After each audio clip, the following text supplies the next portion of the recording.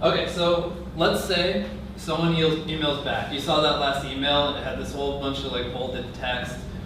We take guest posts for $115. Sometimes they come back with a media kit that talks about like, here's all of our followers, here's what you're gonna get out of it, and blah, blah, blah. Just ignore all that.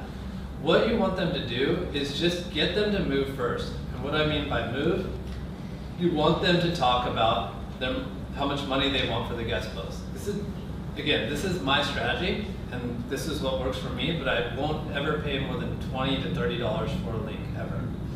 Okay, but so they respond back, and they're probably gonna say, what's your budget? They just wanna see what you're gonna say so they can adjust their prices based on what you say. It's a smart move. This is the first move in any sales negotiation. You don't budge. Play dumb, pretend like you didn't hear it, and you just reply back and say, yeah, thanks for your reply. What are you charging for guest posts?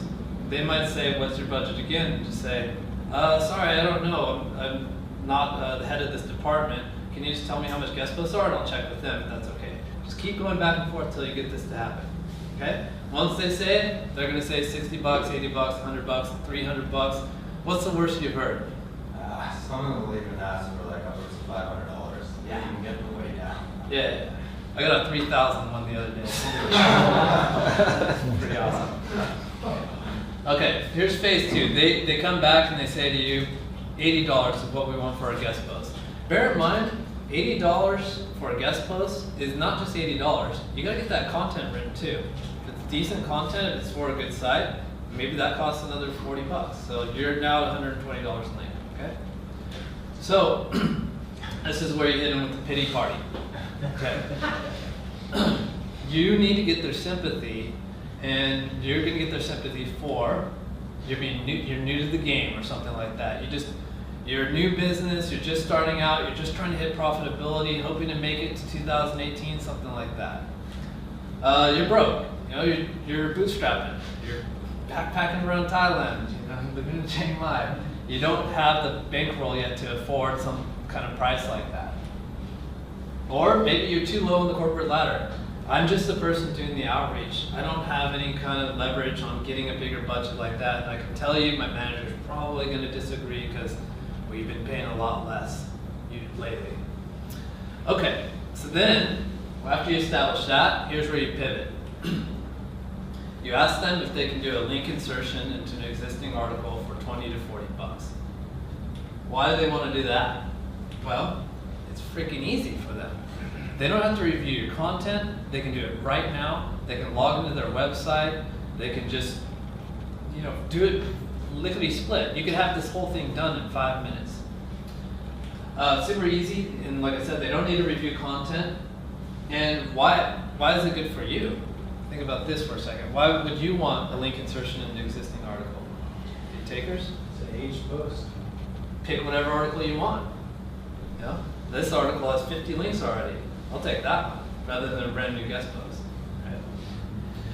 Okay, and now they'll get back to you like you just saw. I think 2 out of 4 times they said, "Yeah, I'll take $20." Someone said 15. I don't trust that. And the other one said $30. Here's where you close them. When they say okay, you get super aggressive. You switch off from being timid and Kelsey to straight up business.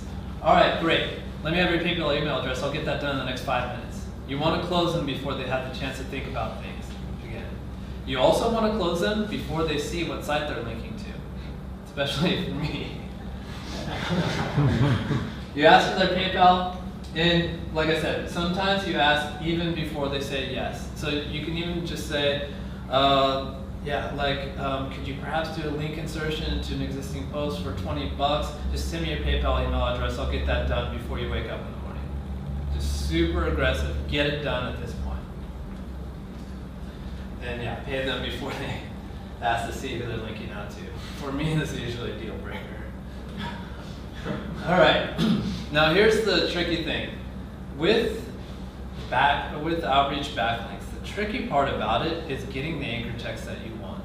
As these people, they run real websites and they have articles that people read, and they want to put their links in there so it makes sense to the readers. How does that usually work? Well, that's usually a target anchor text, right? In your case with knee braces, so maybe you get them to write a guest post about knee braces, or you get a link insertion in a knee brace article, and so you're like, okay, I'll take a link from this article. They're normally just going to link using knee brace as the anchor text, because that's how it's going to flow, or knee brace reviews, or best knee brace, something like that. So that's a little bit tough because, you know, as SEOs, we need varied anchor text to make our backlink profile look realistic. You need URL anchors, you need click here's, you need all this kind of stuff. You need branded anchor text. So how do you get those? It's all about the instructions, the way you give the instructions for the link insertion. Number one, you just give them the referring URL. So this is again for you, Eric. You're getting a link from Bad Knee Bros in an article called Why You Should Get a Knee Brace. And then you give them your target URL, so that's the site, your site that you're getting the link to. And then you give them the before anchor text. So you find a sentence like this. Many people have tried as well. It's just a random sentence. And then you give them after. Take that sentence and change it into this. Many people have tried as well, such as the folks at mysite.com. Super easy, cut and paste, they're done. And now this is how you get your URL and your miscellaneous anchor text. You're not going to want to do it unless you do it like this. It's very resistant. Okay, and then just specify one more time down here, your anchor is mysite.com, so they just don't get that confused. Okay, so what can you expect out of this? The result, I do outreach for about 10 minutes a day.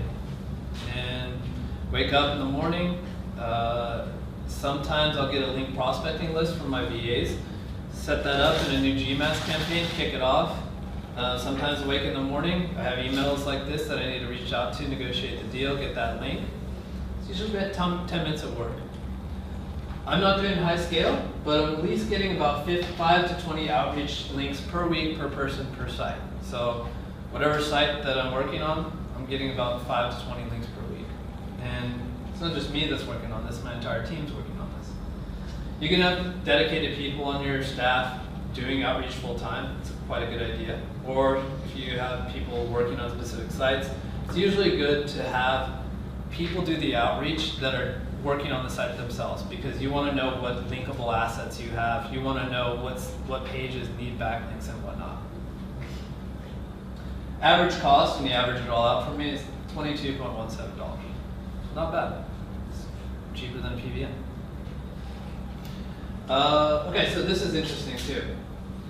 March 28, 2017, I had a site that was stuck, and this site is in one of my niches, and no matter what, it was just flatline traffic for months and months and months. I couldn't figure it out. Had this idea pop in my head about lack of interpage links. All the links were coming from home pages. I thought that looked weird, so we just started outreach links. So 0 link juice, 0 PBNs created, and the traffic has just been going up and up and up ever since. There's no link juice added to the site. It's just diversity coming from outreach.